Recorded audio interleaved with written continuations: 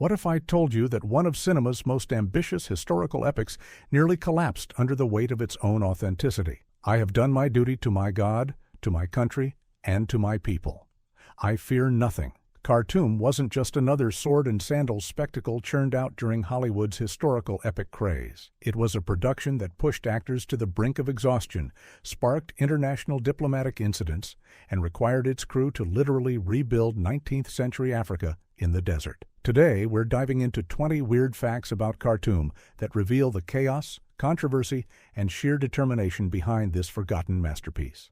And stick around for the bonus fact at the end. It involves a discovery made during filming that changed how historians view the real siege. Let's get into it.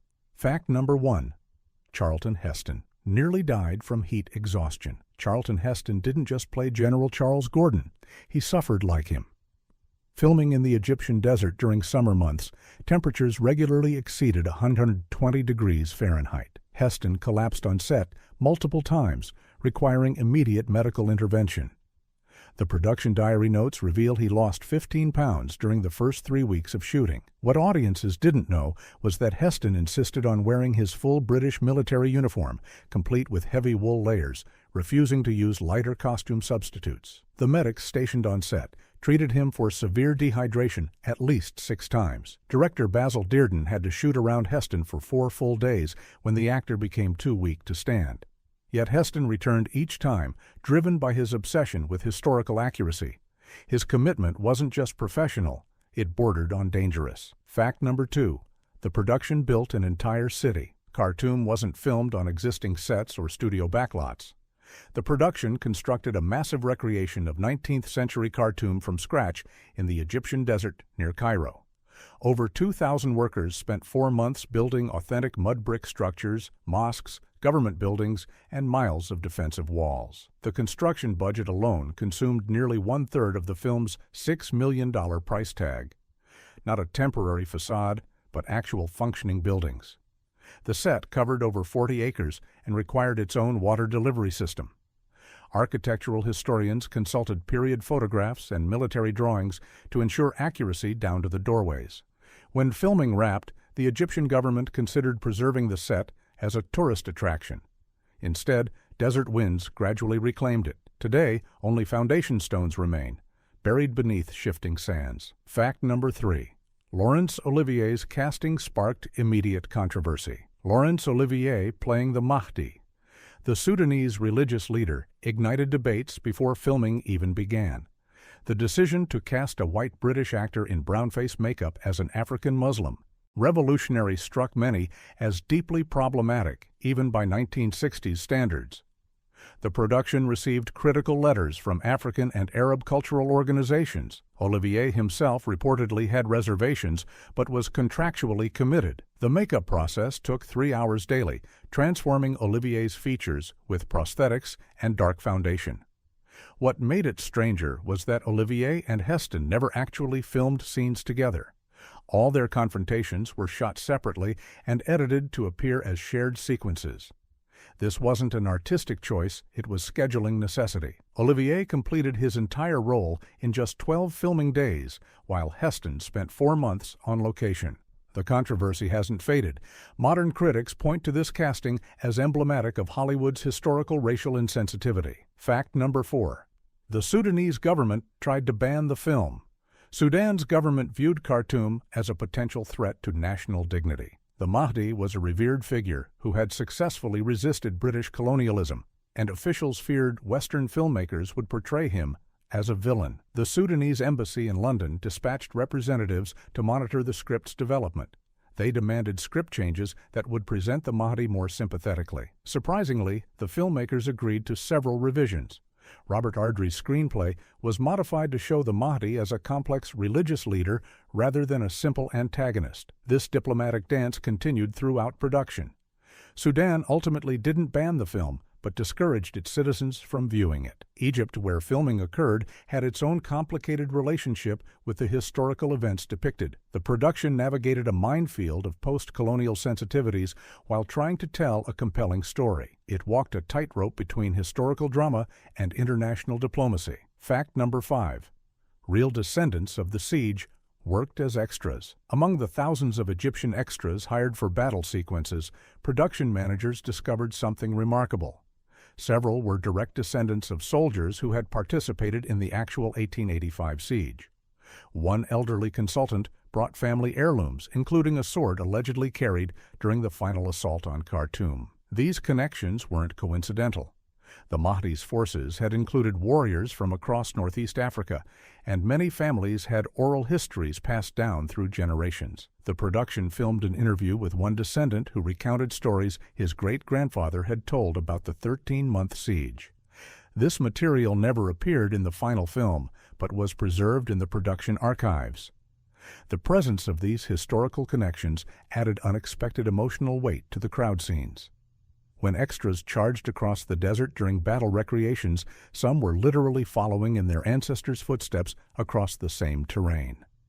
Fact number 6. Charlton Heston refused. A stunt double for the palace sequences. General Gordon's final stand required Heston to perform on a tall palace staircase while surrounded by attacking warriors. The sequence involved real weapons, fire effects, and coordinated chaos with over 300 extras. Production insurance specifically required Heston to use a stunt performer for the most dangerous moments. Heston refused. He argued that audiences would recognize the switch and it would diminish the scene's power. Director Basil Dearden initially sided with the insurance company. But Heston was immovable. He'd trained extensively with the prop spears and swords, learning their weight and movement. The compromise? Extra safety coordinators, multiple cameras to minimize retakes, and Heston wearing protective padding hidden beneath his costume. The filming took 3 days. Heston sustained minor cuts and bruises, but completed every shot himself. His intensity in those final moments, you're watching an actor pushing himself to genuine physical limits. Fact number 7. The script changed the historical timeline. Robert Ardrey's screenplay took significant liberties with actual events, compressing and rearranging history for dramatic effect. In reality, Gordon never met the Mahdi face-to-face. Their entire conflict unfolded through messengers and military maneuvers. But the film stages several imagined confrontations between them. These scenes became the movie's dramatic centerpiece, two brilliant men representing conflicting civilizations, locked in philosophical debate. Historians criticized these inventions, but screenwriter Ardrey defended them as necessary to explore the conflict's deeper meanings. He argued that cinema requires personal confrontation to illuminate abstract historical forces. The timeline compression was even more dramatic. Events spanning months were condensed into weeks. Relief expeditions were simplified, political complexities were streamlined, yet the film's emotional truth, the tragedy of two principled men destroying each other, resonated more powerfully than strict historical accuracy might have allowed. Fact number 8. The production faced unexpected sandstorm shutdowns. Desert filming meant sandstorms, not mild wind, but visibility zero walls of sand that could strip paint from vehicles. Production logs document 17 complete shooting day losses due to weather. The storms arrived with terrifying speed. Clear skies would darken in minutes as wind-driven sand created twilight conditions at midday. Equipment required constant protection. Cameras were wrapped in special coverings between takes. The crew developed elaborate protocols for securing sets when storms approached. But nothing fully prepared them for the storm that hit during the film's largest battle sequence. Over 2,000 extras were positioned for a crucial assault scene when darkness descended. The assistant director made the call to evacuate everyone to shelter. The set sustained significant damage walls, collapsed, props scattered across miles of desert. Recovery took 5 days. Insurance covered equipment losses, but not the scheduling nightmare.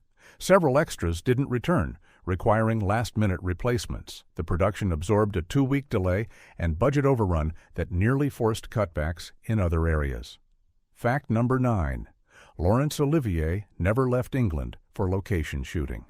Here's something that blows minds. Laurence Olivier filmed his entire performance at Pinewood Studios in England, never setting foot in Egypt, where the main production was based. All the Mahdi's camp scenes, desert backgrounds, and atmospheric shots were created using process photography and studio sets. When you see Olivier against sweeping desert vistas, he's actually performing in front of rear projection screens. The technical wizardry required to make this seamless was extraordinary for 1966. Cinematographer Ted Scaife shot extensive background plates in Egypt specifically for Olivier's studio work. The lighting had to match perfectly.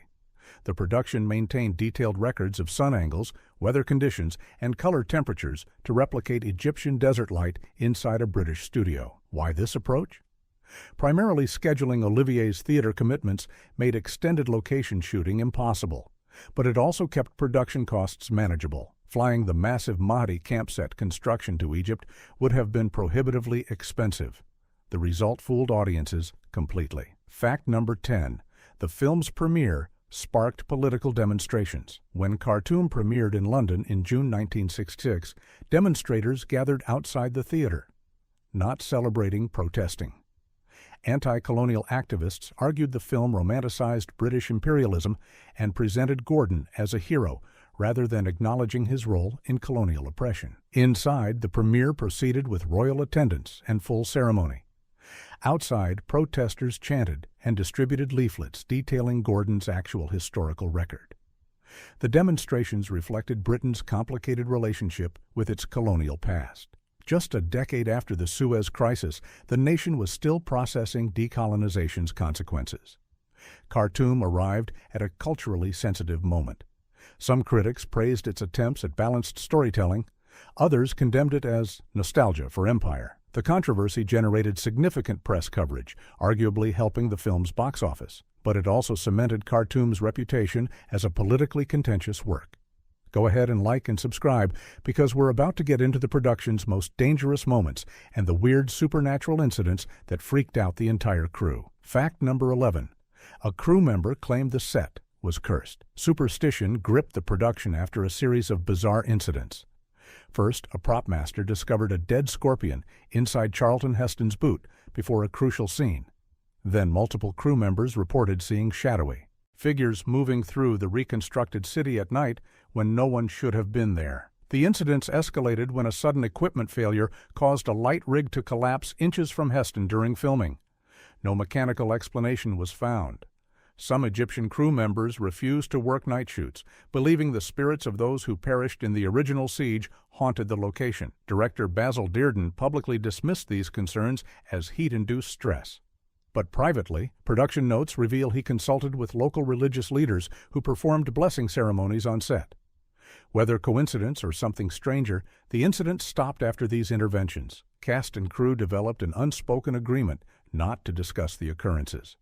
Several participants later mentioned them in interviews decades after filming, describing an atmosphere of genuine unease. Fact number 12. Charlton Heston studied Victorian military protocols. Obsessively, Heston's preparation for playing General Gordon bordered on academic research.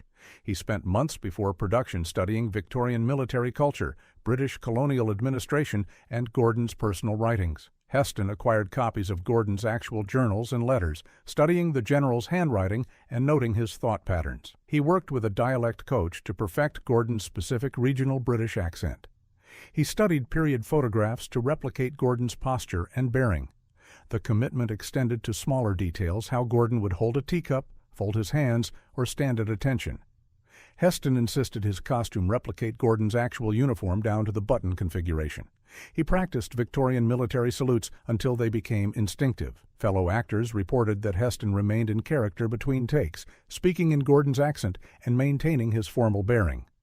This wasn't method acting so much as complete immersion. Heston believed audiences could sense authentic detail even if they couldn't consciously identify it. His performance reflected that obsessive preparation. Fact number 13. The production employed over 5,000 extras. The massive battle sequences required unprecedented numbers of extras. Production managers faced the challenge of recruiting, costuming, coordinating, and feeding thousands of people in remote desert locations. The logistics rivaled actual military operations. Extras came from surrounding communities, including Bedouin tribes who brought their own horses and camels. Language barriers complicated direction. Instructions had to be translated into Arabic and several tribal dialects. Costume departments worked around the clock preparing period-appropriate clothing for thousands. The catering operation served meals to crowds that would fill a small stadium. Coordinating battle choreography with these numbers tested every department. Assistant directors used colored flags and air horns to signal movements. Rehearsals took days. Some sequences required 50 separate takes to capture the chaos while maintaining safety. Payment disputes occasionally erupted, with extras demanding better compensation for the grueling conditions. Production accountants noted the extras' budget exceeded original projections by 40%, but the scale created unmatched visual spectacle. Fact number 14. The real Gordon's diary was discovered during production. A remarkable coincidence occurred during filming. A British antiquities dealer contacted the production, claiming to possess previously unknown pages from Gordon's actual Khartoum diary. Scholars had long believed Gordon's final journal entries were lost when the palace fell. These pages allegedly survived, preserved by a British officer who recovered them from the siege wreckage. The production verified their authenticity through handwriting analysis and historical cross-referencing. The diary entries revealed Gordon's state of mind during the siege's final weeks, his growing isolation, his philosophical wrestling with duty versus survival, his awareness that relief would likely arrive too late. This discovery influenced the film's final act. Screenwriter Robert Ardrey incorporated specific phrases and observations from these pages into Gordon's dialogue. Charlton Heston read the entries repeatedly, absorbing Gordon's voice. The pages were later donated to the British Museum, where they remain part of the Gordon collection. Their discovery during production felt almost supernatural, as if Gordon's spirit had reached across time to ensure accurate portrayal. Fact number 15. Studio executives wanted a love interest added. United Artists executives viewed Khartoum's screenplay with concern. The story featured two male leads who never shared scenes, no romantic subplot, and lengthy philosophical dialogue. They demanded changes. Add a female character, create a romance for Gordon, insert some lighter moments. Director Basil Dearden and screenwriter Robert Ardrey resisted. They argued that fabricating a love interest would trivialize the historical reality and undermine the film's seriousness. Gordon was known as a deeply religious, celibate man dedicated solely to duty. Inventing a romance would be historically dishonest. The battle raged through multiple script revisions. The studio threatened to replace Dearden. Ardrey threatened to remove his name from the project. Finally, a compromise emerged. Minor female characters were added to palace scenes, providing visual variety without altering the core story. It was a rare instance of filmmakers successfully defending their artistic vision against studio pressure. The final film contains almost no female dialogue, unusual for mainstream 1960s cinema. That absence itself makes a statement about colonial military culture's isolation. Fact number 16. The final battle took 3 weeks to film. The climactic assault on Khartoum consumed 3 weeks of intensive filming. The sequence required coordinating thousands of extras, multiple camera units, complex special effects, and dangerous stunt work. Each day's shooting generated hundreds of thousands of feet of film. Editor Ralph Kemplin later described the footage as overwhelming. The challenge wasn't just capturing the action, it was finding the story within it. The sequence involved fire effects, collapsing structures, and intense hand-to-hand combat choreography. Safety protocols were tested to their limits. Multiple minor injuries occurred despite precautions. The production brought in additional medical staff specifically for this sequence. Director Basil Dearden worked with 3 cinematography units operating simultaneously, capturing different angles of the same action. This required precise coordination and communication. Radio systems kept units synchronized. Weather conditions had to align across multiple shooting days to maintain visual continuity. The accumulated footage exceeded 30 hours for a sequence that runs roughly 12 minutes in the finished film. The editing process alone took 6 weeks. Fact number 17. Charlton Heston and Laurence Olivier clashed over acting approaches. Despite never filming together, Heston and Olivier developed a professional rivalry that played out through intermediaries. Heston practiced method-influenced techniques, total immersion, emotional authenticity, physical transformation. Olivier represented classical British theater training, technical precision, controlled technique, external character construction. When Olivier learned about Heston's intensive preparation, he reportedly scoffed, calling it American overthinking. Heston, hearing this, countered that Olivier's reliance on makeup and artifice missed emotional truth. director Basil Dearden found himself mediating between two massive egos. The tension actually benefited the film. Gordon and the Mahdi were fundamentally opposed forces, and the actors' contrasting approaches mirrored their characters' philosophical differences. Olivier completed his work efficiently, hitting marks perfectly, delivering technically flawless performances.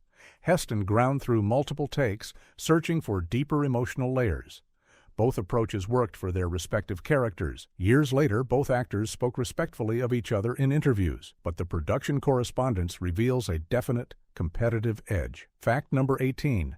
The film's battle sounds were recorded at a cricket match. Sound designer John Cox faced a unique challenge, creating authentic crowd noise for massive battle sequences. Recording live during filming was impossible due to technical limitations and the need for clean dialogue tracks. His solution was wonderfully creative. Cox recorded crowd reactions at a cricket match in London, capturing thousands of people shouting, cheering, and creating organic human noise. He then manipulated these recordings, slowing them down, layering multiple tracks, adding reverb to suggest desert acoustics. The result sounds nothing like cricket spectators and everything like ancient warfare.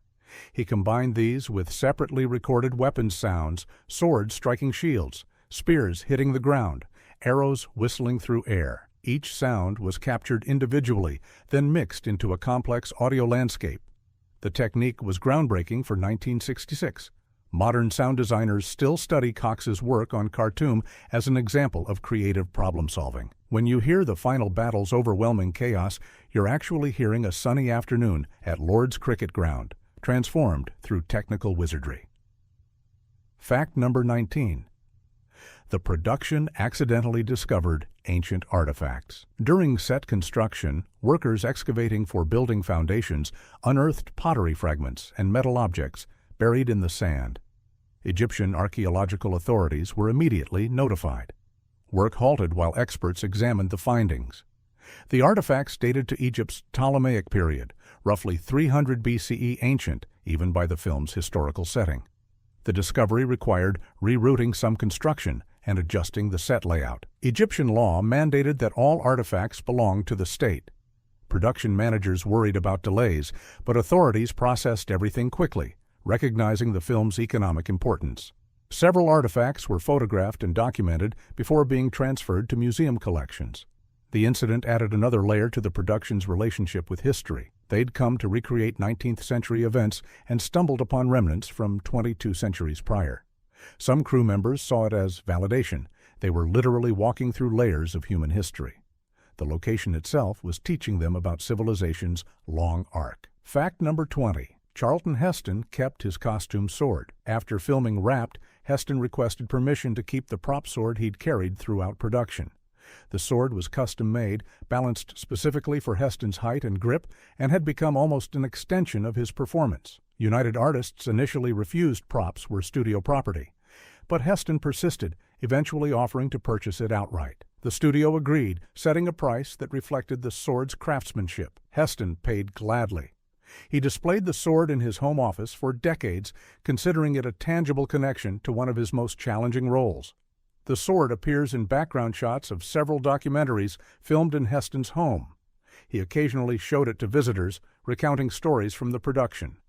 After Heston's passing, the sword was sold at auction, fetching significantly more than its original purchase price. A private collector owns it today. That sword witnessed months of desert filming, was held during some of cinema's most intense, dramatic moments, and remains a physical artifact from a vanished era of filmmaking. Bonus fact: the film predicted its own obsolescence. Here's the strangest fact about Khartoum. The filmmakers knew they were creating something that would become culturally complicated. Producer Julian Blaustein gave an interview during post-production where he acknowledged that the film represented a specific moment in British cultural consciousness, a nation still processing colonial history but beginning to question it.